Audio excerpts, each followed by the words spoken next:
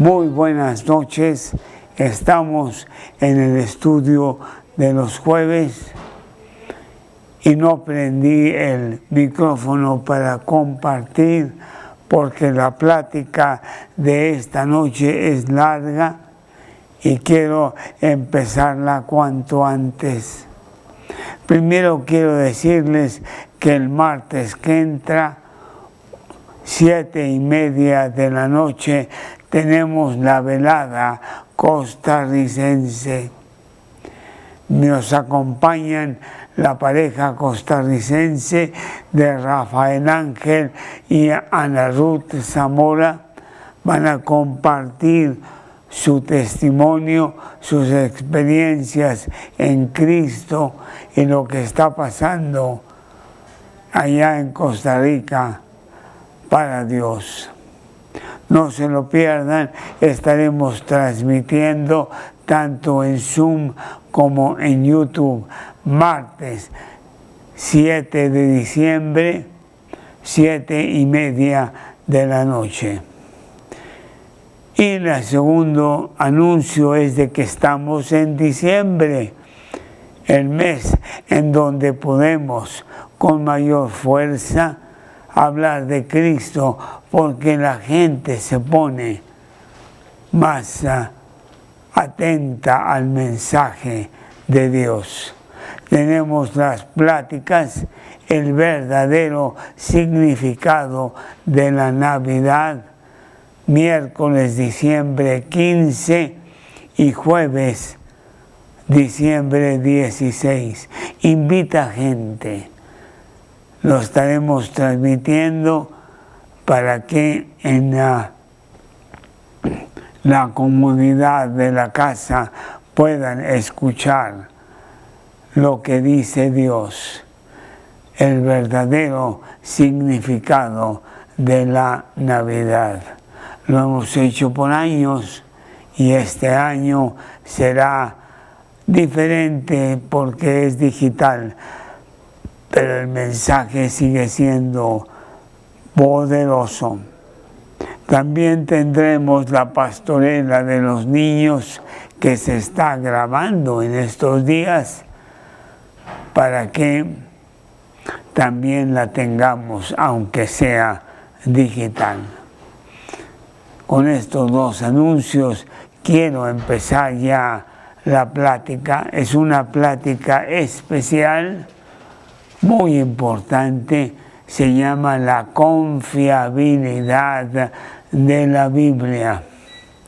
Nosotros la tuvimos en mayo de 2002 y la predicó el doctor Brewer. Y quiero decirles que fue espectacular. No la tuvimos en video porque no estábamos grabando en video hace 20 años, pero sí la tenemos bastante clara para que tú veas que la palabra de Dios sí es de Dios, infalible, inerrante, eterna. El versículo dice, Mateo 24:35, el cielo y la tierra pasarán, mas mis palabras no pasarán. Con esto quiero empezar la plática, que es la plática grabada del doctor Brewer, ya traducida al español por un servidor. Dios, te damos gracias, gracias por darnos la oportunidad de penetrar en tu palabra, sacar esas joyas maravillosas que ahí están. Libro precioso que tú has preservado por los siglos para que nosotros tengamos comunión contigo, porque tú hablas a través de tu libro.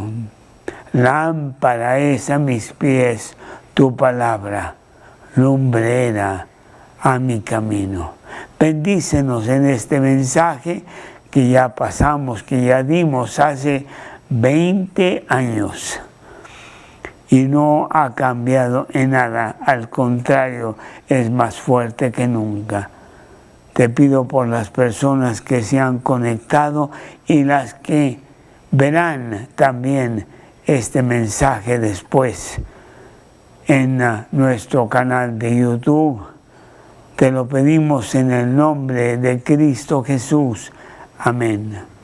Con esto vamos pues a empezar esta plática. Me han pedido que yo hable sobre 3 diferentes temas acerca de la Biblia. El primer tema es sobre la autoridad de la Biblia. El segundo es sobre la confiabilidad de la Biblia. Y el tercer tema es sobre el poder de la Biblia. Voy a tomar algunos pensamientos en esta mañana, los voy a enlazar todos para que estos temas los podamos cubrir adecuadamente. El primer tema es sobre la autoridad de la Biblia. ¿Por qué la Biblia tiene tanta autoridad? Y al principio de cada tema, al empezar el tema, les voy a dar el punto principal. Y aquí está el punto principal de este primer tema, la autoridad de la Biblia. No te voy a estar diciendo nada nuevo. La Biblia tiene completa autoridad sencillamente porque es la palabra de Dios. La Biblia tiene toda la autoridad porque es la palabra de Dios. Si hubiera venido de los filósofos o de unos escritores diferentes, pues entonces no tendría autoridad. Pero si viene realmente de Dios, pues entonces escuchemos, porque tiene muchas cosas muy importantes que decirnos. Quiero preguntarte una pregunta. ¿Cómo es que Dios decidió comunicarse con nosotros? Dios escogió diferentes maneras de comunicarse con nosotros a través del tiempo, y vemos a través de la Biblia que Dios tuvo diferentes maneras de comunicarse con el hombre en el pasado. Una manera es a través de los sueños. Los hombres durmiendo escuchaban un mensaje directo de Dios a través de un sueño. Pudo haber sido José, allá en el Antiguo Testamento, soñando acerca de Egipto, o José en el Nuevo Testamento, el padre adoptivo de Jesús. También a través de visiones escogió Dios cómo comunicarse con el hombre. El hombre despierto entraba en un trance y escuchaba una visión de Dios. Otras veces los ángeles de Dios daban algún mensaje acerca de lo que Dios quería. Los profetas predicaban la palabra de Dios y escuchaban algo de Dios y lo predicaban a la gente. También a través de milagros, o también a través de voces que se oían del cielo y que la gente escuchaba, y de esta manera Dios se comunicaba con el hombre. Eran sonidos, eran palabras que los hombres podían escuchar, y eran palabras que venían directamente del cielo. Muchas veces había inclusive circunstancias inusuales, como un asno hablando un mensaje de Dios. Vamos a leer Hebreos capítulo 1, y yo no voy a leer los versículos en inglés, voy a dejar que Carlos los lea en español, en su Biblia en español. Vamos a leer Hebreos capítulo 1, versículos 1 y 2. Hebreos capítulo 1, versículo 1. Dios, habiendo hablado muchas veces y de muchas maneras en otro tiempo a los padres por los profetas, en estos postreros días nos ha hablado por el Hijo, a quien constituyó heredero de todo y por quien asimismo hizo el universo. La Biblia pues nos dice que Dios ha hablado de muchas maneras, pero en estos postreros tiempos, inclusive, Dios habló a través de su Hijo, el Señor Jesucristo. Pero escucha esto con cuidado. Si Dios hubiera hablado a través de una visión, pues lo haría nada más contigo. Ninguna otra persona podría haber visto y escuchado el mensaje de Dios a través de la visión. Y si fuera a través de una voz en un grupo, como por ejemplo Pablo yendo al camino a Damasco, pues entonces nada más sería a ese pequeño grupo y a nadie más.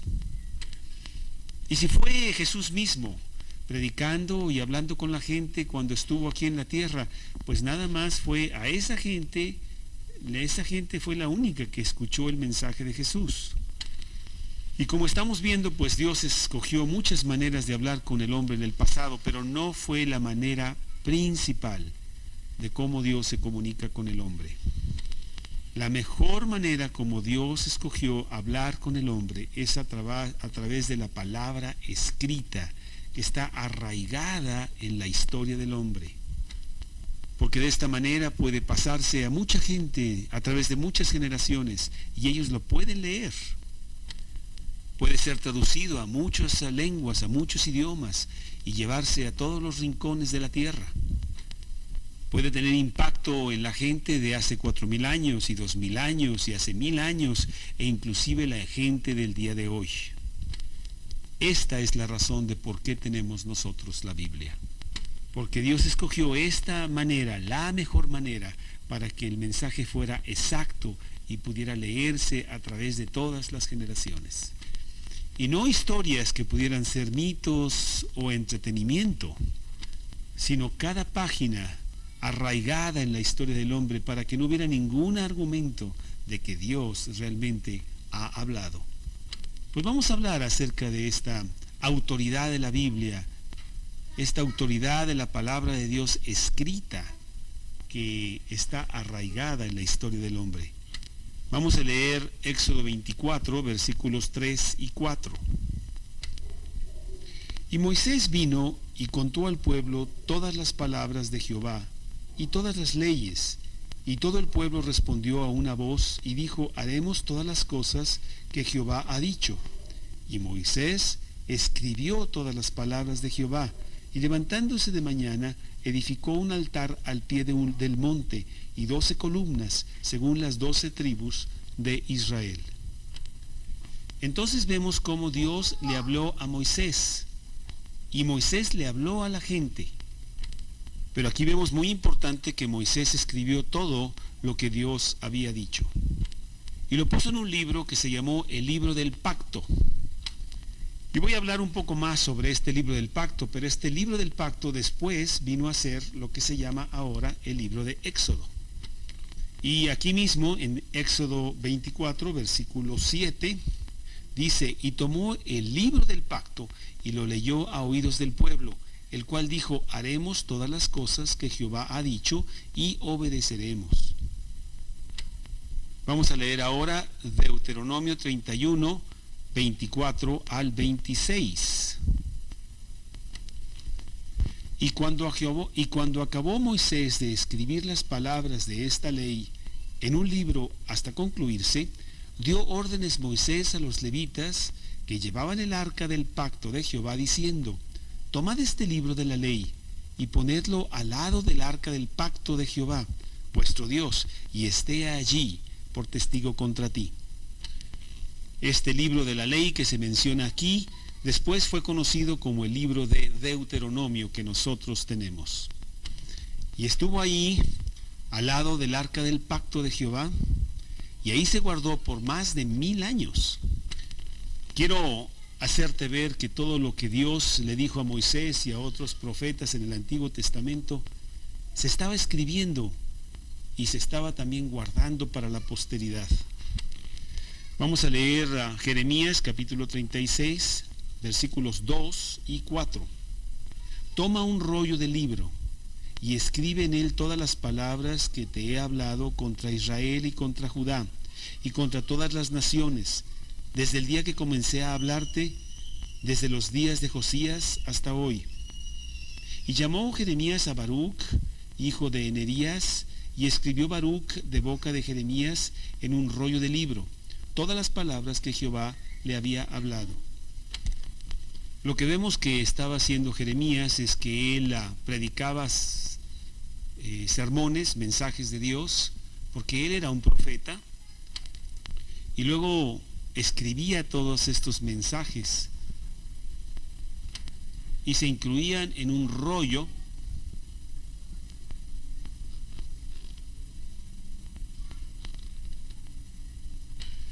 Y ese rollo ahora es lo que nosotros conocemos como el libro de Jeremías. Mientras él estaba compartiendo estos mensajes, el rey mismo estaba escuchando estos mensajes y pues no le gustaron nada, los odiaba realmente, por lo que el rey procedió a destruir estos rollos.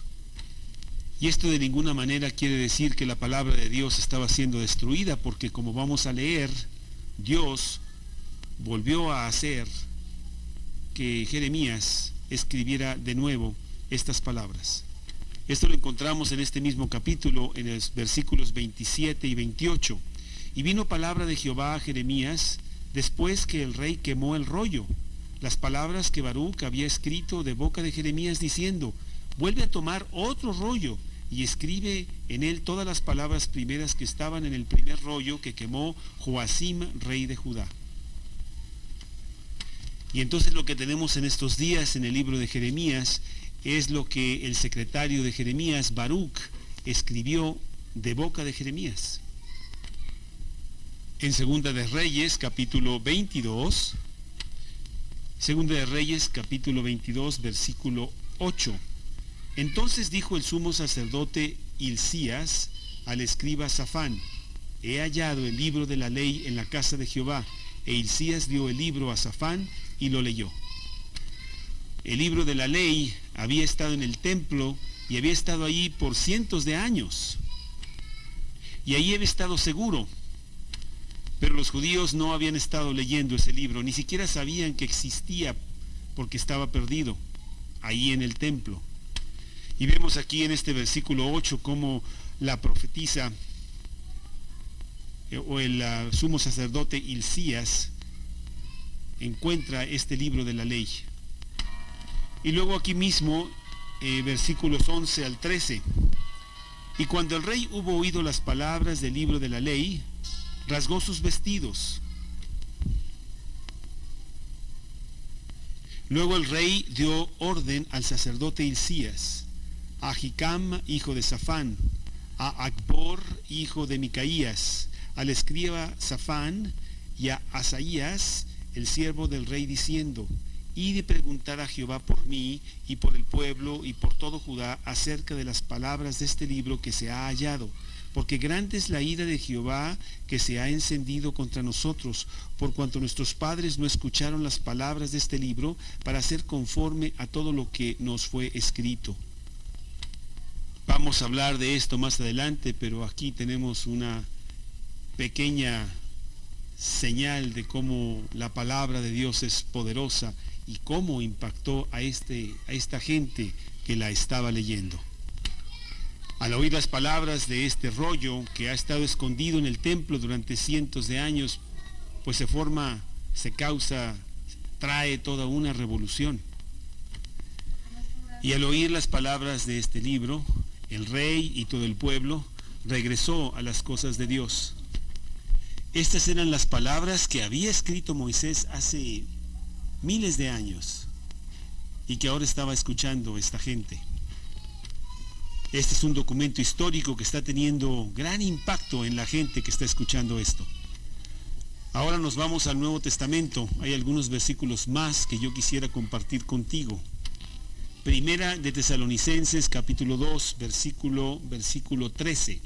Por lo cual también nosotros, sin cesar, damos gracias a Dios de que cuando recibisteis la palabra de Dios que oísteis de nosotros, la recibisteis no como palabra de hombres, sino según es en verdad la palabra de Dios, la cual actúa en vosotros los creyentes. Lo que está aquí diciendo Pablo es de que el mensaje que él les está dando es verdaderamente la palabra de Dios. Y se los está dando verbalmente, y después se les está escribiendo en una carta y se les está mandando a ellos, los tesalonicenses. Y no está haciendo ninguna distinción entre lo que Dios dijo y lo que Dios ha escrito a través de Pablo. Vamos a ver ahora a Segunda de Pedro, capítulo 1. Segunda de Pedro, capítulo 1, versículos 19 al 21.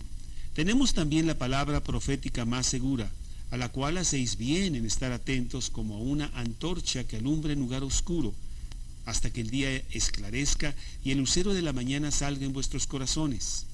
Entendiendo primero esto, que ninguna profecía de la Escritura es de interpretación privada, porque nunca la profecía fue traída por voluntad humana, sino que los santos hombres de Dios hablaron siendo inspirados por el Espíritu Santo. El apóstol Pedro habla mucho acerca de la palabra de Dios. Y lo que Pedro nos está diciendo aquí es de que estas no son palabras de hombre nada más. De ninguna manera eran los mensajes o predicaciones de profetas. No eran palabras que estaban siendo escritas por los escribas de ese tiempo, pero era el Espíritu Santo el que estaba aquí. Y era el Espíritu Santo el que estaba escribiendo estas palabras a través de estos escritores a la gente. Dice algo muy similar en el capítulo 3 de esta misma epístola.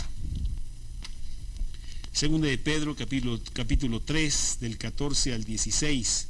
Por lo cual, oh amados, estando en espera de estas cosas, procurad con diligencia ser hallados por Él, sin mancha e irreprensibles en paz. Y tened entendido que la paciencia de nuestro Señor es para salvación, como también nuestro amado hermano Pablo, según la sabiduría que le ha sido dada, os ha escrito, casi en todas sus epístolas, hablando en ellas de estas cosas, entre las cuales hay algunas difíciles de entender, las cuales los indoctos e inconstantes tuercen, como también las otras escrituras, para su propia perdición. Y Pablo dice aquí que él entiende que Pablo ha escrito muchas cosas, y muchas de esas cosas son difíciles de entender. Pero hay también mucha gente malvada que está agarrando estas palabras y que las está torciendo, los indoctos e inconstantes.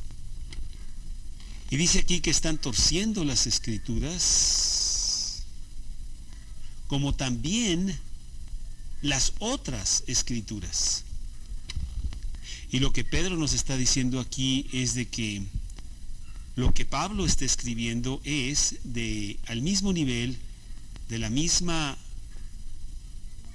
envergadura que las otras escrituras del Antiguo Testamento. Y vemos que muy temprano, en el primer siglo de la era cristiana, estas escrituras de Pedro y de Pablo se están poniendo al mismo nivel que todas las escrituras del Antiguo Testamento. La misma autoridad que los escritos del Antiguo Testamento. Déjenme darles a ustedes otros dos versículos que son muy diferentes a lo que hemos estado viendo hasta este momento. Y de alguna manera lo que yo quiero hacer es compartirlos con ustedes para que disfruten estos versículos. Pero también quiero enfatizar un punto. Dado que la Biblia está arraigada en la historia del hombre, si tú leyeras el Corán, pues diría que el mundo está en la parte de arriba de una de las carcasas de una tortuga, lo cual no tiene nada que ver con la realidad. O si tú leyeras los escritos sagrados de los hindús, y ahí se habla de toda clase de criaturas místicas que no tienen que ver nada con la historia del hombre. Pero la Biblia es un libro de historia del hombre, un libro que tiene sus datos arraigados en la historia del hombre. 2000 años de esto. Quiero mostrarte un versículo como ejemplo en el Antiguo Testamento, allá en Primera de Reyes. Primera de Reyes, capítulo 6, versículo 1. Primera de Reyes, capítulo 6, versículo 1. En el año 480 después de que los hijos de Israel salieron de Egipto, el cuarto año del principio del reinado de Salomón sobre Israel, en el mes de Sif, que es el mes segundo, comenzó él a edificar la casa de Jehová. Este versículo es un versículo muy importante en cuanto a fechas, porque es una ancla para determinar tiempos en el Antiguo Testamento. Mientras el templo se está construyendo, el templo de Salomón, los escritores de este libro quieren decirte que fue siendo construido en un periodo muy, muy específico en la historia del hombre. Por lo que vemos cómo la Biblia está arraigada en la historia. Vamos a ver el Nuevo Testamento, lo que Lucas, el doctor Lucas, escribe ahí en su libro, el libro de Lucas, en el capítulo 3. Lucas 3, versículos 1 y 2. En el año 15 del imperio de Tiberio César, siendo gobernador de Judea Poncio Pilato, y Herodes, tetrarca de Galilea, y su hermano Felipe, tetrarca de Uturea, y de la provincia de Traconite, y Lisanías, tetrarca de Abilinia. Y siendo sumos sacerdotes Anás y Caifás, vino palabra de Dios a Juan, hijo de Zacarías, en el desierto. Aquí leemos muchos nombres, algunos de ellos inclusive difíciles de leer, y también muchas localidades geográficas muy específicas. Pero Lucas nos está diciendo aquí que este evento debió haberse llevado a cabo en un punto muy, muy específico de la historia del hombre. Solamente había una fecha específica en donde todos estos hombres estaban reinando en estas localidades geográficas específicas. Y está muy abierto para debate porque pues está hablando de gente muy real y de localidades muy específicas que así fueron, arraigados totalmente en la historia. Y quiero decirte que no hay ningún otro libro religioso que hace estas cosas, que escribe de esta manera. Lucas está dándote a entender que él tomó datos muy exactos y hizo un esfuerzo máximo para llevarte a ti a los eventos y a las fechas exactas de lo que se estaba escribiendo en los tiempos de Jesús. Español. Veamos lo que el mismo Lucas, autor del libro de Hechos, dice en el primer capítulo, versículo 1, ahí del libro de los Hechos. En el primer tratado, oh Teófilo, hablé acerca de todas las cosas que Jesús comenzó a hacer y a enseñar. Acordémonos que este señor Lucas es un doctor, es un científico, es una persona que está acostumbrada a tomar los datos muy exactos y a ponerlos con mucha exactitud, y esto fue lo que hizo en los libros que él escribió. Lucas dice: yo he entrevistado a mucha gente y viajé mucho con el mismo apóstol Pablo, y me ha costado mucho el llegar a recopilar estos libros que son libros históricos. Los libros de Hechos y Lucas son los libros históricos más fidedignos de la historia antigua. Y si tú no le das credibilidad al libro de Lucas y al libro de Hechos, que son tan exactos, entonces no podrías darle credibilidad a ningún libro de la historia antigua. No podrías creer que realmente Julio César existió o que Sócrates existió. Entonces, si tú vas a creer cualquier cosa de la historia antigua, pues tendrías entonces que creer estos documentos tan importantes y tan exactos. Entonces, pues, estamos hablando del tema de la autoridad de la Biblia, un libro, un documento que Dios ha puesto arraigado en la historia. Lo cual ahora nos lleva al segundo gran tema de esta plática, porque mucha gente podría decir, bueno, pues entonces sí, la Biblia tiene mucha autoridad, pero ¿cómo podemos nosotros estar certeros de que esos libros que se escribieron hace 1000 y hace 2000 años están llegando a nosotros realmente con exactitud? Podríamos aceptar que Dios sí habló de esa manera a estos hombres en esos tiempos, pero ¿cómo podríamos nosotros estar seguros de que realmente lo que se dijo en ese tiempo está llegando a nosotros con total exactitud? Esta realmente es una muy buena pregunta que alguien podría hacer. Y por eso esto nos lleva al segundo tema que tenemos que tratar en esta mañana, que es el tema de la confiabilidad de la Biblia. Y nuevamente te voy a dar el punto importante de este segundo tema, y aquí te lo digo. ¿Por qué nosotros podemos confiar en la Biblia? Pues aquí está la respuesta. Nosotros podemos tener credibilidad en la Biblia por la manera como estos escritos fueron preservados a través de los siglos.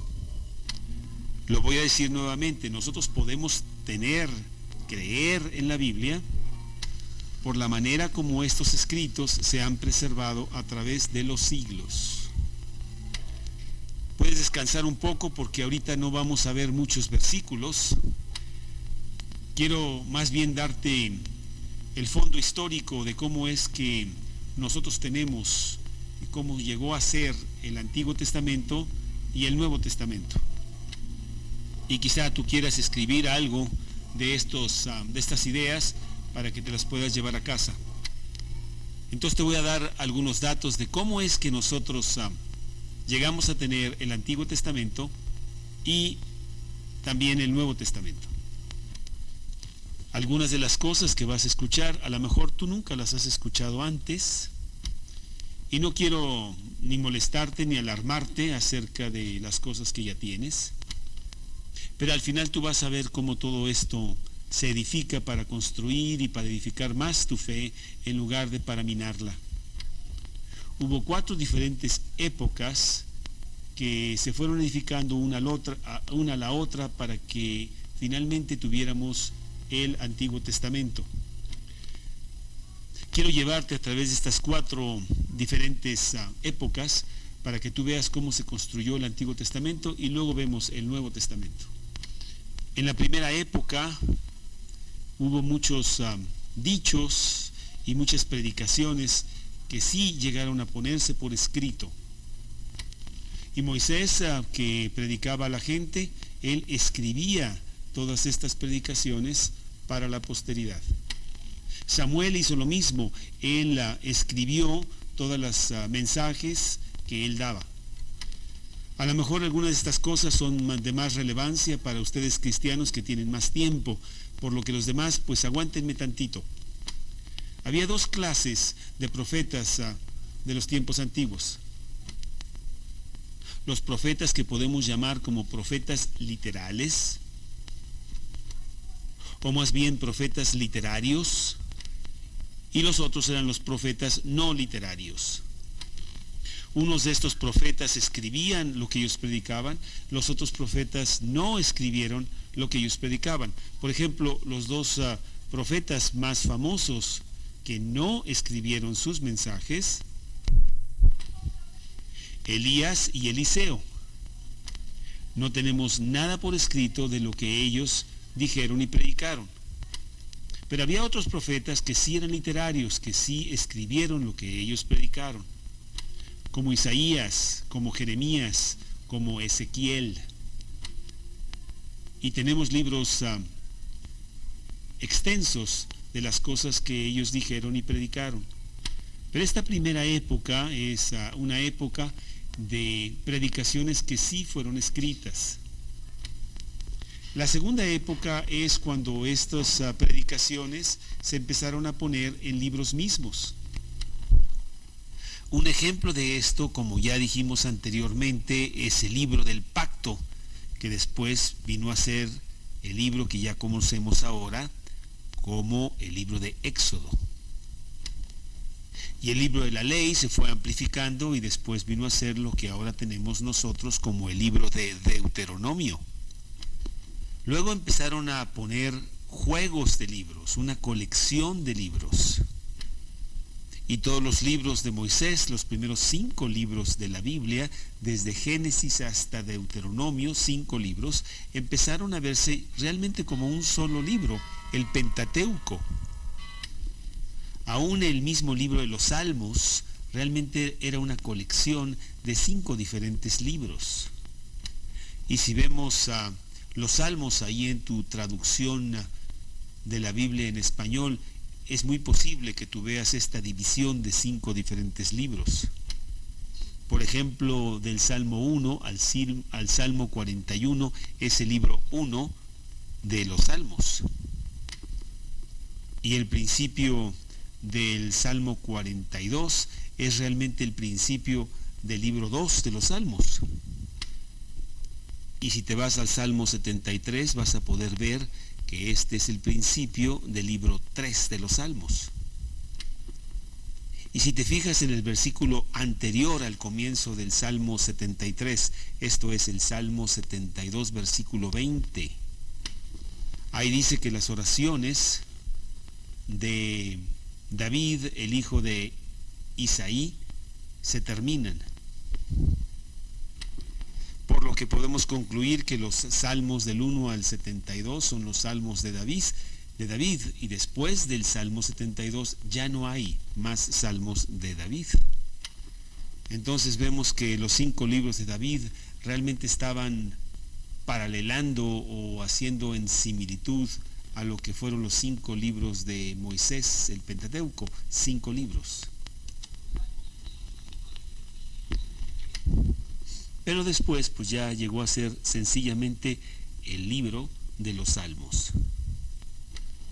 Vamos a ver a Daniel capítulo 9, versículo 2.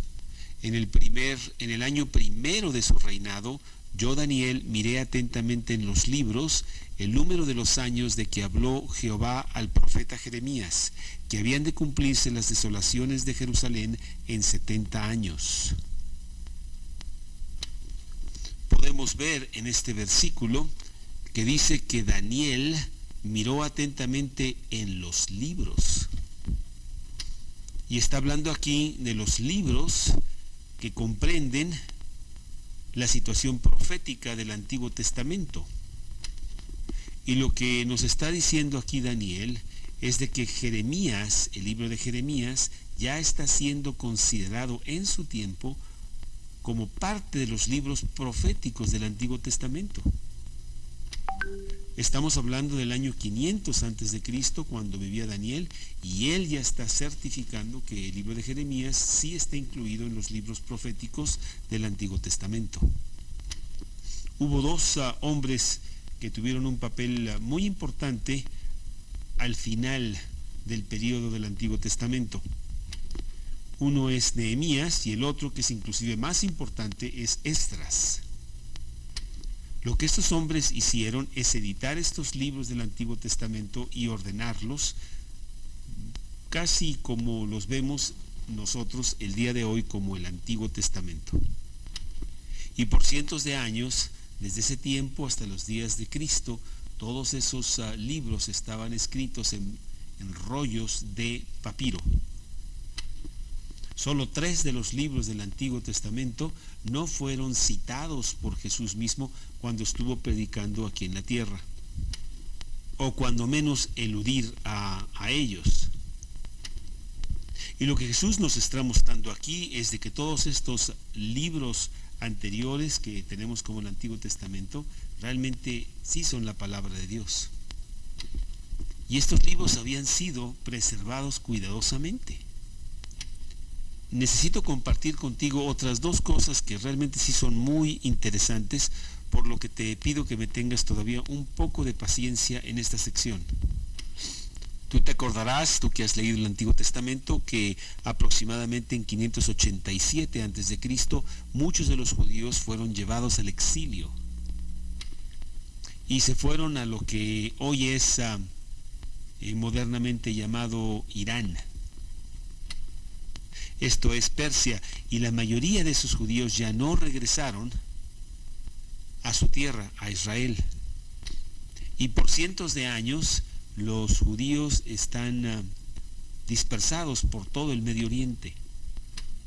Y en el año 300 antes de Cristo aproximadamente, Alejandro el Grande conquistó toda esta tierra y la hizo parte de Grecia.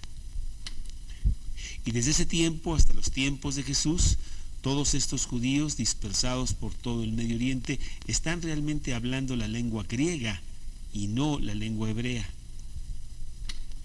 Recordemos que todos los libros del Antiguo Testamento, con la sola excepción de unos 5 capítulos en el libro de Daniel, fueron escritos en el idioma hebreo. Estos 5 capítulos de Daniel fueron escritos en la lengua aramea. Y vemos que casi todo el Nuevo Testamento, todo el Antiguo Testamento, está escrito en hebreo, y la mayoría de los judíos no hablan hebreo, están hablando griego. por lo que en el año 200 antes de Cristo aproximadamente, pues una traducción del Antiguo Testamento fue hecha del hebreo al griego. Y esta la conocemos como la Septuaginta. Y esta traducción griega de los originales del Antiguo Testamento en hebreo llegó a ser la Biblia de los judíos, las escrituras de los judíos, ya no en hebreo, sino en griego. Déjame darte un ejemplo de por qué esto es muy importante que nosotros sepamos. Muchos de ustedes conocen el libro de Hebreos, el libro de los Hebreos en el Nuevo Testamento. El libro de los Hebreos es un libro que está siendo escrito a los hebreos que viven fuera de Palestina y que pues no tienen el hebreo como su lengua materna. Y hay muchas y muchas citas en el libro de los Hebreos del Antiguo Testamento. Pero cada una de esas citas están tomadas de la versión griega del Antiguo Testamento, la Septuaginta. No fueron tomadas de la Biblia o de las Escrituras en hebreo. Y por eso cuando tú lees el libro de los Hebreos y ves las citas del Antiguo Testamento y las quieres cotejar con las citas mismas allá en el Antiguo Testamento, ves alguna diferencia pequeña, porque la traducción de esas citas en el libro de Hebreos no es la traducción exacta del Antiguo Testamento, sino es la traducción griega del Antiguo Testamento. Pero déjame decirte algo inclusive mucho más increíble. Yo creo que si yo te preguntase esta pregunta, la mayoría de ustedes me la contestarían correctamente. ¿Cuál ha sido el descubrimiento arqueológico más sorprendente del siglo XX? El descubrimiento más importante arqueológico del siglo XX vino a llevarse a cabo en el año de 1947. Este pastor, este niño pastor que estaba ahí en el Mar Muerto, el nombre de él era Mahoma, estaba en la playa y ahí en la montaña que estaba lleno de cuevas, y tú sabes cuán divertido es a veces empezar a tirar piedras a las diferentes cosas. Este niño estaba aburrido y empezó a tirar piedras a estas cuevas para ver si podía meter las piedras en las cuevas. Y una de estas piedras sí entró en una cueva y pegó contra algo que se rompió. Y fue a ver qué es lo que había hecho y encontró en esta cueva 2 cazuelas muy grandes, como de 50 centímetros de alto. Y adentro de esas cazuelas de barro había unos rollos. Y al principio solo encontraron algunos de estos rollos. Y después, a través de unos cuantos años más, empezaron a buscar en otras cuevas y encontraron más rollos. Y encontraron más de 300 diferentes rollos. Y déjame decirte por qué esto es tan importante.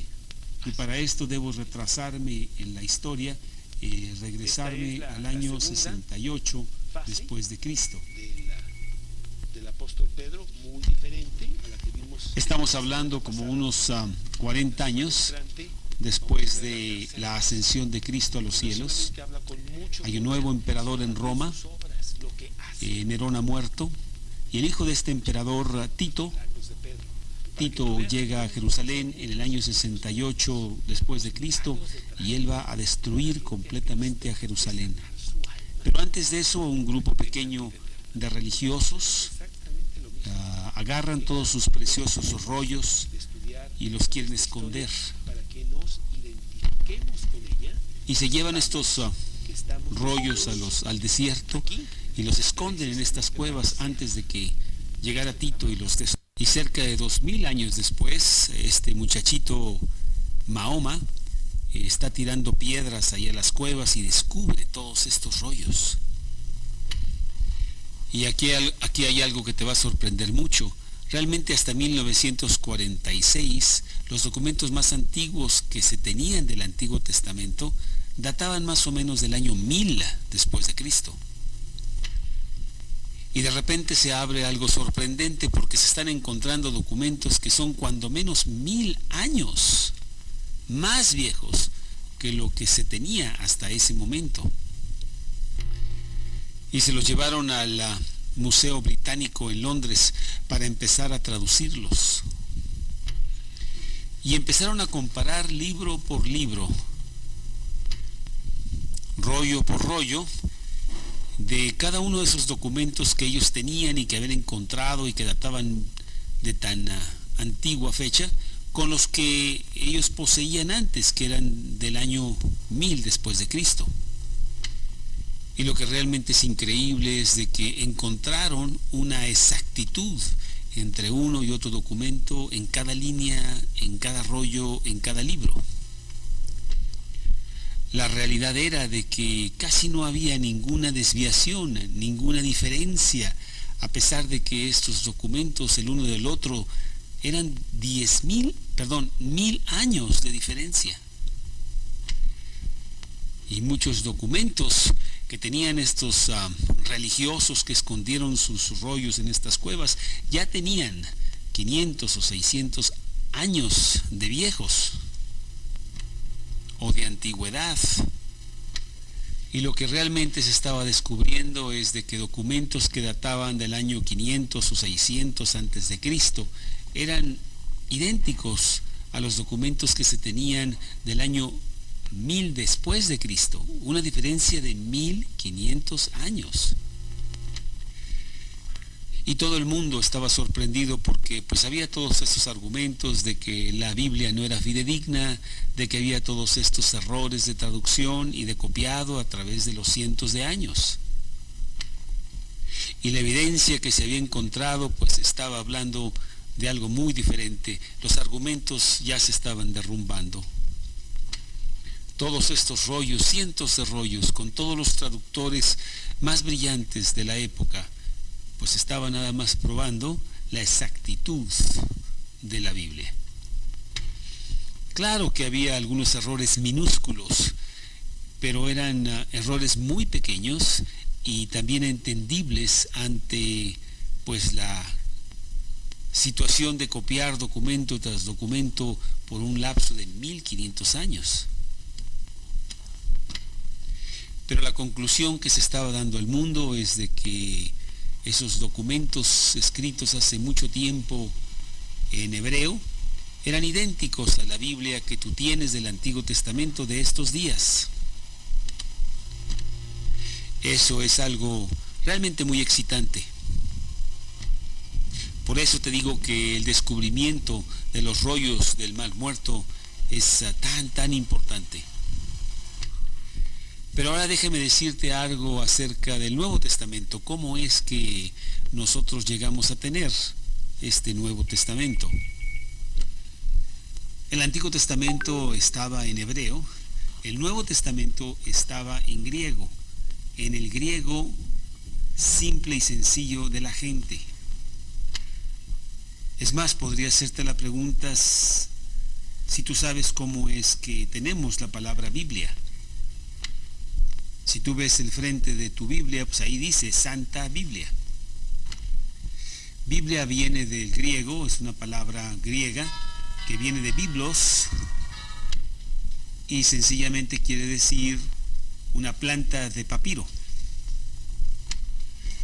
Biblia significa planta de papiro en griego, porque todos los documentos antiguos del Antiguo Testamento estaban escritos en este papel de papiro.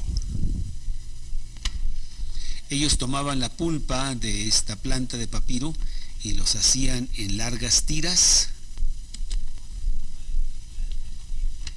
y ponían estas tiras una por una y las juntaban y luego las martillaban hasta hacer una hoja muy delgadita de papel de papiro, y este era el papel que se usaba para los documentos de esos tiempos. Y bueno, este papel era tan delgado que parecería como papel de baño y ciertamente pues no duraba mucho tiempo. Tenían que protegerlo y cuidarlo con mucho cariño porque pronto se destruía y entonces tenían que hacer pues nuevas copias de estos rollos. Bueno, pues todos los libros del Nuevo Testamento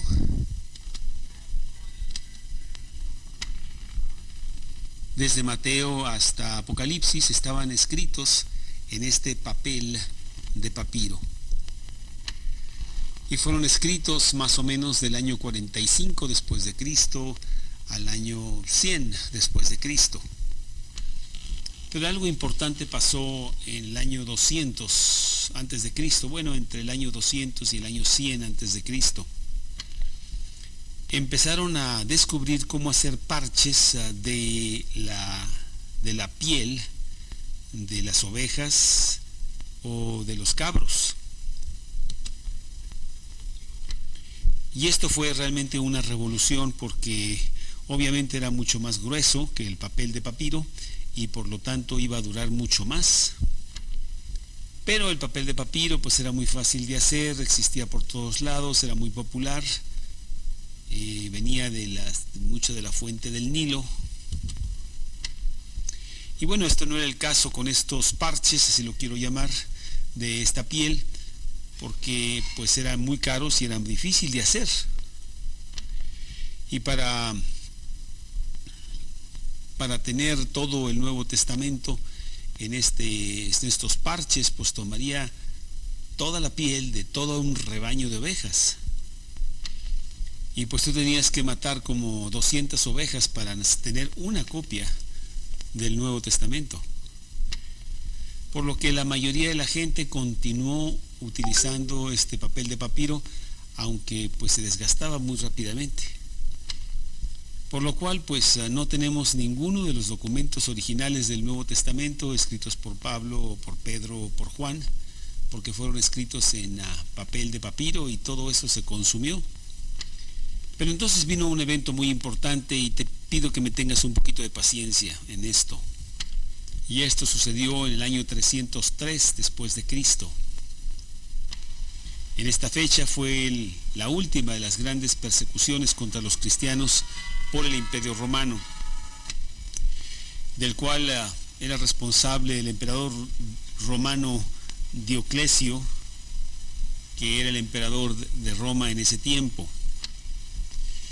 Y muchos cristianos llegaron a ser traidores, inclusive había un nombre muy especial para estas personas. Y lo que hicieron fue entregar sus Biblias al emperador para que fueran quemadas. Y podemos decir que todos los escritos antes de este año de 303 después de Cristo, pues no quedó nada. Fueron confiscadas, fueron quemadas, fueron destruidas.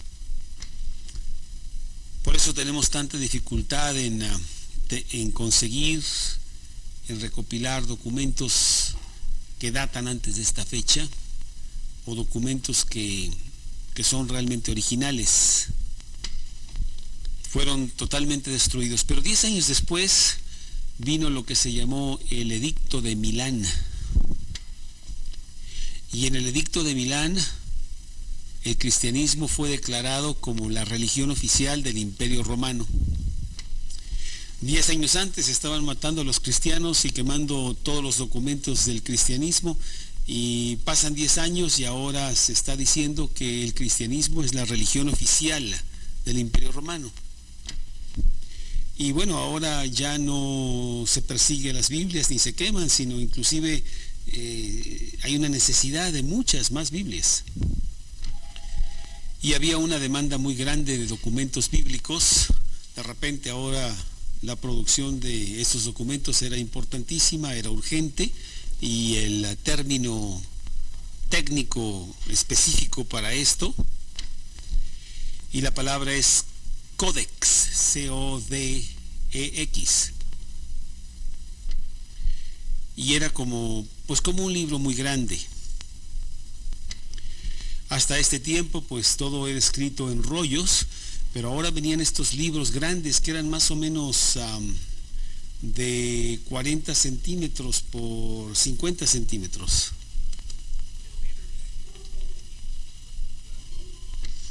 Eran unos libros bastante grandes y eran hechos de piel de oveja y piel de cabra. Y estos libros eran cosidos en la parte de lado, como se hacen los libros. En la antigüedad, antes de eso, pues todos los libros eran escritos en letras mayúsculas. No había rompimiento de versículos, no había puntuación, pero con el tiempo esto se fue transformando en que estas cosas se empezaron a incluir. Y obviamente esto llegó a ser más fácil para leer. Al principio no había mayúsculas y no había puntuación, básicamente para ahorrar espacio. Y de esta manera en estos libros empezaron a agrupar lo que parecía ser los documentos del Nuevo Testamento, la palabra de Dios del Nuevo Testamento.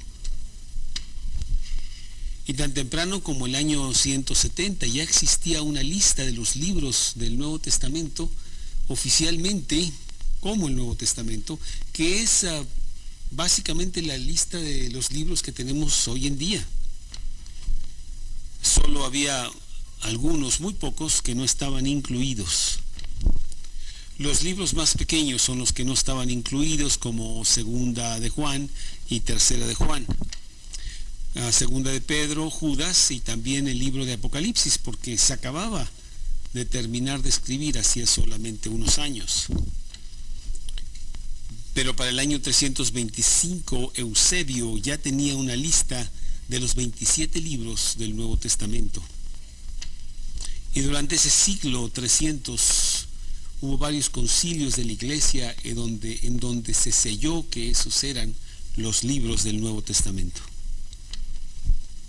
Ellos no votaron de que esos serían los libros del Nuevo Testamento, sino nada más dieron su consenso, autenticaron de que efectivamente esos libros eran los del Nuevo Testamento, porque eran los que estaban transformando con mucho poder las vidas, contrario o en contraste con muchos otros escritos que se estaban viendo por ahí en ese tiempo. Y los libros del Nuevo Testamento que tú tienes en tu propia Biblia son idénticos a la lista que se tenía ya en esos años 300 de la antigüedad. Tenemos algunos fragmentos de esos libros que datan posiblemente pues tan temprano como el año 125 después de Cristo. Tenemos algunos del año 200, pero hay tres fragmentos muy importantes que datan más o menos del año 300 después de Cristo. Uno de esos tres está ahí guardado en el Vaticano como el tesoro más preciado que ellos tienen. Los otros dos están en el Museo Británico ahí en Londres. Tenemos más de 5,000 diferentes fragmentos o copias de diferentes documentos del Nuevo Testamento que se han recopilado a través de los siglos. Y muchos de esos pues datan de 2 o 3 generaciones después de que Jesús partió de la tierra. Y en contraste podemos hablar de Sócrates, que sus escritos datan, una copia de sus escritos, pues realmente data 1000 años después de cuando él escribió eso. Eso es muy diferente que 5,000 copias dentro de las primeras generaciones después de que realmente se escribieron. Hay 20 veces más escrito acerca de la muerte de Jesús que de toda la vida de Julio César. Y sin embargo nadie negaría que Julio César existió. Y entonces al ver todos estos documentos que Dios ha preservado a través de los siglos, pues ahí estaba su mano protegiendo la palabra de Dios, su palabra. Dios se había asegurado de la preservación de sus escritos, inclusive a través de las guerras y a través de las persecuciones. Y puedes tomar tú todos los errores minúsculos de los escribas que sí existen y ponerlos todos en una sola hoja. Pues entonces estamos hablando de realmente muy minúsculos errores, muy pequeños errores de todos los capítulos, de todos los libros, de todos los diferentes escritos del Nuevo Testamento. Así que no te dejes llevar por los que te dicen que la Biblia pues tiene muchos errores y que todo el mundo sabe que es totalmente inexacta. Esa es una absoluta mentira. No saben de lo que están hablando. Es el documento más fidedigno y más soportado de todo el mundo antiguo. Y si tú no puedes aceptar la autenticidad de la Biblia, pues mucho menos podrías aceptar cualquier cosa de los libros de la historia del hombre. Pues tengo todavía un punto más, un tema más que es muy importante, corto, para que no nos quedemos aquí mucho más tiempo. Y este tema tiene que ver con el poder de la Biblia. Y este es el punto principal de este tema, el tema del poder de la Biblia. Aquí está el punto principal. La Biblia es el único libro en el mundo que transforma vidas. La Biblia es el único libro en el mundo que transforma vidas. Y tú podrías leer el Corán y lo único que te va a dar es más odio para matar a más gente, para agradar a un Dios vengativo. Pero no tiene ningún poder para transformar tu vida y amar a la gente que pues realmente no es amable. Los libros y escritos del hinduismo o del budismo realmente no tienen ningún poder para darte a ti la capacidad de perdonar. Por lo que el poder de la Biblia es fantástico, porque no estamos nada más hablando del valor histórico de un libro que se escribió hace 3.500 años y 2.000 años. Y la Biblia ya tenía gran poder para transformar las vidas de los que estaban leyendo estos documentos hace miles de años, y es el mismo poder que tenemos para los que están leyendo la Biblia el día de hoy. Vamos a ver algunos de los versículos sobre este tema y entonces ya terminamos. Hebreos capítulo 4, versículo 12, porque la palabra de Dios es viva y eficaz y más cortante que una espada de dos filos y penetra hasta partir el alma, las coyunturas y los tuétanos, y discierne las intenciones y los pensamientos del corazón. Y entonces la Biblia dice de sí misma que es la palabra viva y no solo un documento histórico válido. Dios está respirando a través de todas estas palabras y les está dando vida. Y puede cambiar nuestras almas y puede transformar toda nuestra vida. Y Pablo dice estas cosas por toda la Biblia. Déjame compartirte algo que dice aquí en Isaías 55. Isaías 55, versículos 10 y 11. Porque como desciende de los cielos la lluvia y la nieve, y no vuelve allá, sino que riega la tierra y la hace germinar y producir, y da semilla al que siembra y al que come. Así será la palabra que sale de mi boca. No volverá a mí vacía, sino que hará lo que yo quiero, y será prosperada en aquello para lo que yo la mande o la envíe. La palabra de Dios sale y siempre produce aquello que Dios quiere que produzca,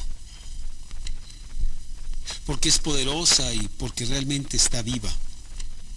Déjame darte una ilustración de esto. Regresemos a los rollos del Mar Muerto. En los primeros rollos que descubrieron, los llevaron a Londres y empezaron a traducirlos, y los primeros versículos que encontraron ahí en esos primeros rollos, y nunca me creerás cuál fue el primer versículo que ellos tradujeron. Estos libros fueron encontrados por musulmanes en estas cuevas y a través de ciertas manos llegaron hasta Londres para ser traducidos, y el primer versículo que traducen es Isaías 65:1. Isaías 65:1, el primer versículo que tradujeron de estos rollos del mal muerto, y que dice así: fui buscado por los que no preguntaban por mí, fui hallado por los que no me buscaban. Dije a gente que no invocaba mi nombre: heme aquí, heme aquí. Esto realmente es increíble, pues este es un ejemplo de cómo Dios saca su palabra y Él hace que produzca exactamente lo que Él quiere. Un pasaje popular que siempre tenemos es Salmos 19. Salmo 19, 7 y 8.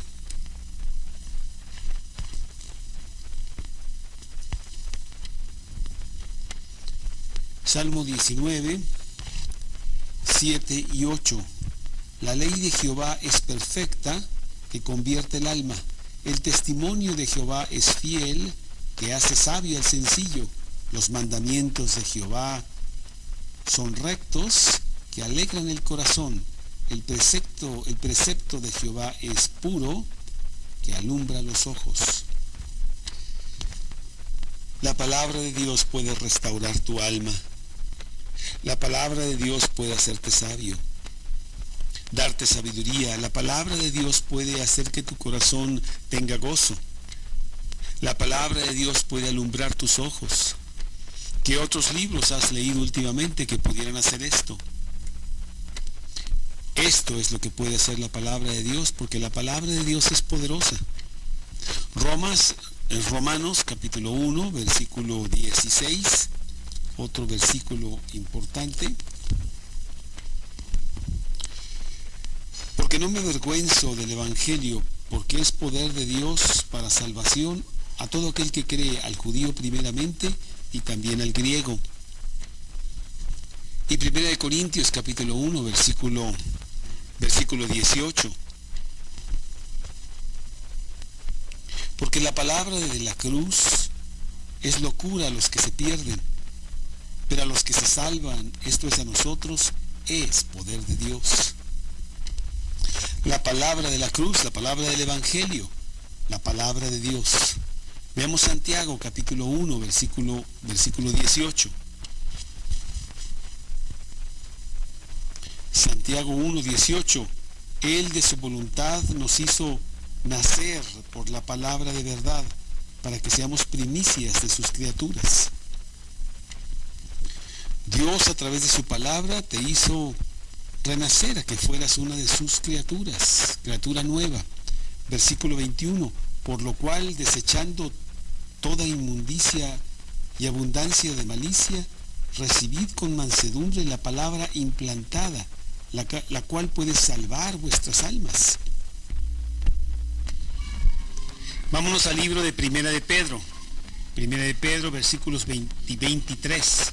Siendo renacidos, no de simiente corruptible, sino de incorruptible por la palabra de Dios que vive y permanece para siempre. Y luego también el versículo 25. Mas la palabra del Señor permanece para siempre, y esta es la palabra que por el Evangelio os ha sido anunciada. Esta es la palabra de Dios que permanece para siempre. Va a estar por toda la eternidad. Transforma nuestras vidas. Es la palabra de Dios. Y quiero terminar con este pensamiento. Juan abre su Evangelio allá en Juan 1:1 con el versículo: en el principio era el Verbo, y el Verbo era con Dios, y el Verbo era Dios. Jesús era la palabra. Y luego la palabra de Dios dice en el capítulo 1, versículo 14: y aquel Verbo se hizo carne y habitó entre nosotros. Y vimos su gloria, gloria como del unigénito Hijo del Padre. El ministerio de Jesús empezó diciendo que Él era la palabra de Dios. Y luego en Apocalipsis capítulo 19, versículo 13, Él regresa para decir que Él es la palabra de Dios. Apocalipsis capítulo 19, versículo 13, que dice así: estaba vestido de una ropa teñida en sangre, y su nombre es el Verbo de Dios. Vamos a terminar con este último versículo acá de regreso en el Evangelio de Juan, capítulo 4, versículo 50. Jesús le dijo: ve, tu hijo vive. Y el hombre creyó la palabra que Jesús le dijo y se fue. Yo sé que la mayoría de ustedes son cristianos, que han recibido a Cristo en su corazón, que han creído la palabra de Dios, pero quizá todavía hay algunos aquí que están en el camino hacia Jesús y no han llegado. Y aunque hemos hablado esta mañana acerca de la palabra de Dios, pues finalmente Jesús es la palabra de Dios y a Él es a quien tenemos que recibir. Y el conocer a Dios es conocer a Jesús, recibir a Jesús en tu corazón. Y mira lo que dice aquí en este versículo del capítulo 4, versículo 50 de Juan. Este hombre creyó la palabra de Jesús. Este es el segundo milagro que dice el apóstol Juan que Jesús hizo. Y realmente la fe no es más que creer la palabra que Jesús dice. Este hombre creyó, este hombre le fue otorgado lo que él pidió. Si tú crees que Jesús es el Hijo de Dios, si tú crees las palabras que Él dice, tú puedes también recibir a Cristo en tu corazón en esta misma mañana y tener la vida eterna que Él ofrece gratis para ti. Si tú quieres ver la palabra de Dios trabajar poderosamente en tu vida, tienes que recibir a Cristo en tu corazón. Recibir a Cristo es arrepentirte por tus pecados y pedirle que entre y sea el Señor y Salvador de tu vida. Y tú debes de hacerlo esta mañana para que tú tengas la palabra de Dios en tu corazón, con todo su poder, con toda la transformación que puede hacer en tu vida. Hay personas sentadas junto a ti que pueden decirte más de cómo recibir a Cristo en tu corazón. Pregúntales a ellos, hazle todas las preguntas que quieras y no te vayas sin recibir a Cristo en tu corazón. Es muy importante. Pero la verdad es que he estado hablando más a ustedes, los cristianos que ya recibieron a Cristo en su corazón. Espero que toda esta información que yo les he dado hoy sea para edificación de ustedes y tener más convicción en lo que la palabra de Dios es y que de ninguna manera esté minando la fe de ustedes. La palabra de Dios puede transformar tu vida. Tú puedes poner toda tu vida en la palabra de Dios. Y tú puedes estar seguro que la traducción de la palabra de Dios al español, la Biblia que tú tienes, es exacta, es fidedigna. Así como la traducción que yo tengo al idioma inglés también es exacta, es fidedigna. Y Dios ha mandado ya la palabra de Dios a diferentes idiomas, a diferentes lenguas y dialectos por todo el globo. Porque Él quiere que todos los hombres lleguen a conocer la palabra de Dios y la crean y se apoderen de ella. La palabra de Dios que está arraigada en la historia del hombre y puede ser fácilmente creída. Muchas gracias por dejarme hablar esta mañana acerca de este tema. Ahora vamos a tener una pequeña sesión de preguntas y respuestas para que ustedes les puedan hacer al Dr. Brewer. Aquí está la primera. Díganos algo acerca del Corán. Bueno, podemos decir para empezar que los árabes y los judíos vienen de la misma fuente. Abraham tuvo dos hijos, uno se llamó Isaac y el otro se llamó Ismael. Y fue Ismael que fue el padre de los árabes y fue Isaac el que fue el padre de los judíos. Entonces realmente son medios hermanos y por eso tenemos estos conflictos allá en el Medio Oriente el día de hoy. El que escribió el Corán fue Mahoma. Él empezó a recibir algunas visiones allá en una cueva, allá por el año 600 después de Cristo. Y él memorizó todo lo que se le estaba dictando. por lo que él dijo que era un ángel. Él era una persona que no sabía ni leer ni escribir, por lo que realmente el Corán fue escrito por sus seguidores años después de que él ya había muerto. Pero sus seguidores sí eran árabes. Aquí quiero hacer una observación importante. Mahoma se llevó su nuevo evangelio por todo el Medio Oriente. Él tenía mucha información acerca del cristianismo porque había sido enseñado por algunos historiadores cristianos. No tenía todo bien claro en su mente, pero sí tenía mucha información.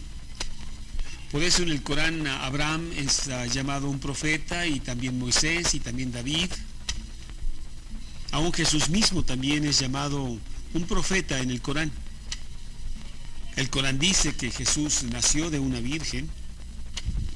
Dice también que Jesús regresará una segunda vez a la tierra, por lo que Dios puso semillas de la palabra de Dios ahí mismo en el Corán. Y cuando Mahoma llevó su Corán por todo el Medio Oriente, él lo llevó en la lengua árabe. Y había muchos cristianos por todo el mundo árabe. Ellos solamente tenían la Biblia en latín, ellos no la tenían en árabe. Y aquí hay un punto importante, porque si ellos hubieran tenido la Biblia en árabe, pues muchas cosas hubieran sucedido diferente. Pero ellos nada más tenían la Biblia en latín y la mayoría no sabía latín. Y como muchas ideas estaban siendo transmitidas a ellas en su lengua materna, que era el árabe, pues ellos empezaron a leer el Corán. Y así muchos de ellos fueron convertidos al Islam. Por eso es tan importante que la palabra de Dios esté en la lengua materna de todas las personas, para que ellos la puedan leer en su propia lengua, conocerla y después defenderla. Cuando se llevó el islamismo y el Corán a partes en donde había cristianismo, la gente le decían a la gente: bueno, tú te puedes quedar como cristiano si quieres, pero si tú sigues como cristiano, entonces tú tienes que pagar impuestos cada año. Pero si tú te conviertes al islamismo, entonces tú no tienes que pagar ningún impuesto. Y como los cristianos de ese tiempo realmente no tenían tanta información ni tanto conocimiento de la palabra de Dios, porque ni siquiera tenían una Biblia en su propio lenguaje, por supuesto que nada más había en latín, pues la mayoría optó por el beneficio material y se convirtieron al islamismo para no tener que pagar impuestos. Por eso es tan importante que tú tengas la Biblia en tu propia lengua, pero además de que tú conozcas bien la Biblia y que tú enseñes a otros bien la Biblia, para que ellos no se dejen engañar.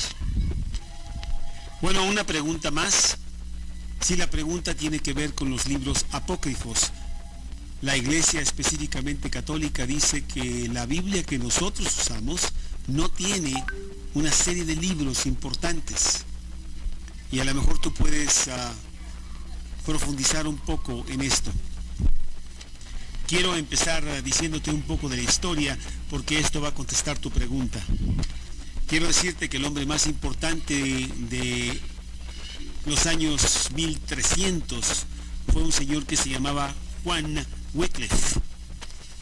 Él vivía allá en Inglaterra, era sin duda el hombre más brillante de toda la tierra en ese siglo. Él empezó a traducir la Biblia al idioma inglés, y a través de eso él captó el mensaje correcto de la palabra de Dios. Por lo que él empezó a predicar con mucha fuerza el evangelio de la gracia, de que realmente tú eres salvo, de que tú te vas al cielo por la gracia de Dios, basado en el sacrificio de Cristo en la cruz y no en tus propias obras. La Iglesia Católica decía en esos tiempos, y bueno, creo que lo dice todavía en estos tiempos, que tú recibes la salvación por gracia, pero tú tienes que permanecer en esa salvación por lo que tú haces, por obras, o la pierdes. La doctrina de las obras, que por más de un milenio, todo el primer milenio, bueno, y hasta estos días, es lo que la Iglesia Católica dice: tú te vas al cielo por obras y no por gracia. Muy poca gente realmente escuchó lo que Juan Wycliffe estaba predicando en esos días. Sin embargo, él tenía una serie de seguidores y esos seguidores empezaron a predicar la Biblia por toda Inglaterra, pero la mayoría seguía sin ponerle atención al mensaje de esta predicación. Él tenía dos estudiantes, dos de sus seguidores de Bohemia, y ellos regresaron allá a Europa, la parte que ahora se llama Checoslovaquia, y se pusieron a predicar este mensaje por allá. Allá en Checoslovaquia ellos empezaron a predicar con mucho poder y muchísima gente empezó a convertirse a esta doctrina de la gracia. Y una de estas personas era un monje católico que se llamaba Juan Hus. Juan Hus no solamente recibió esta predicación, sino transformó su vida y empezó a predicar acorde a este mensaje de la Biblia.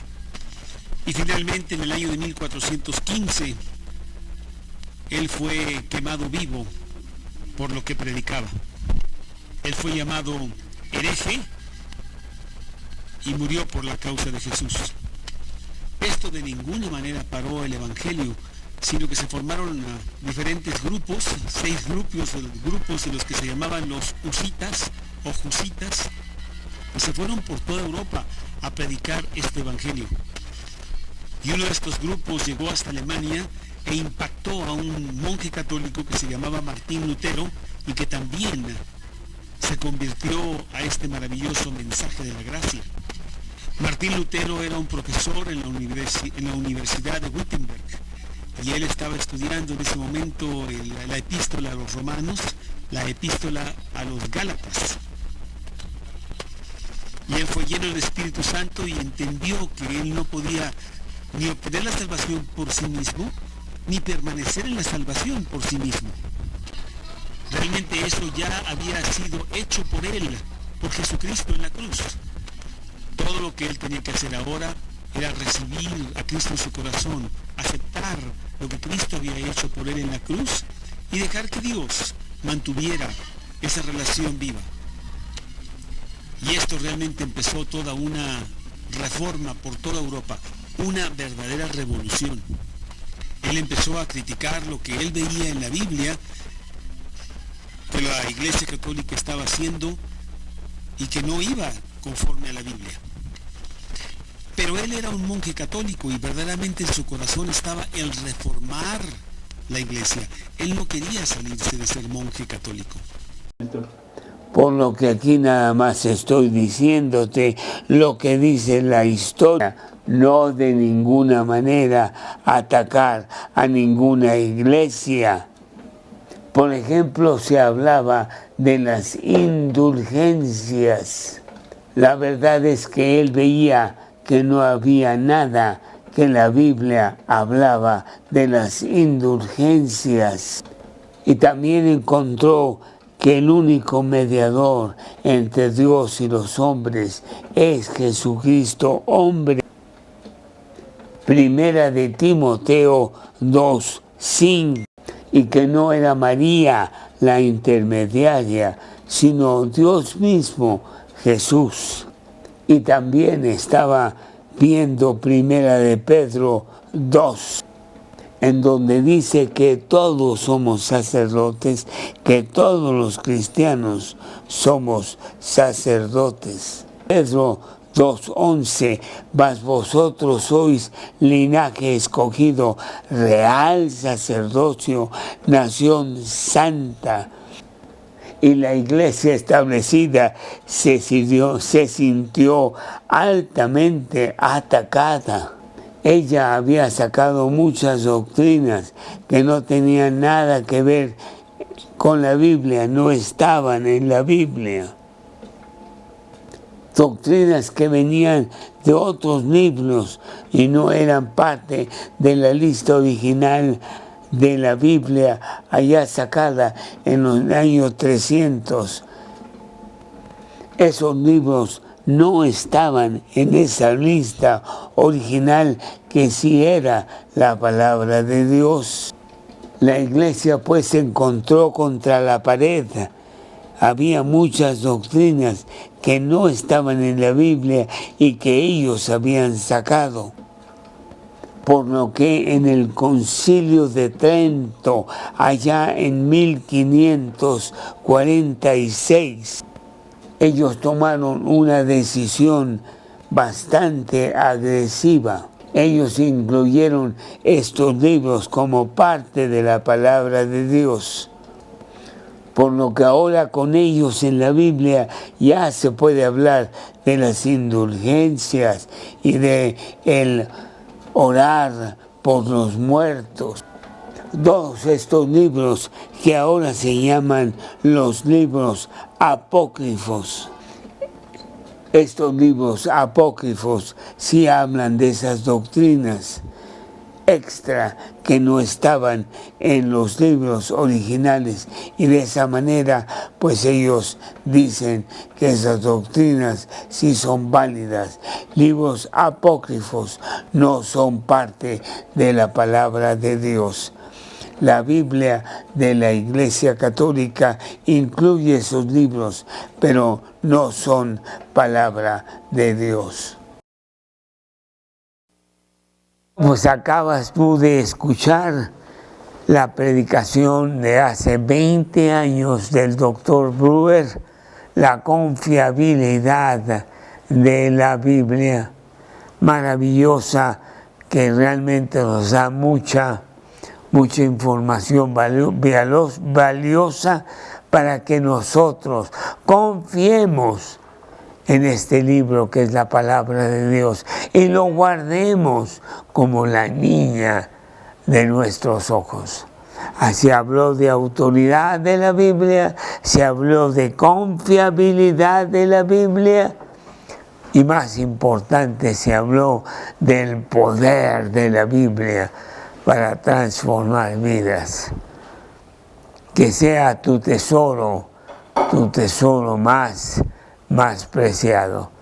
Ahí está en YouTube, vete a verla, la confiabilidad de la Biblia.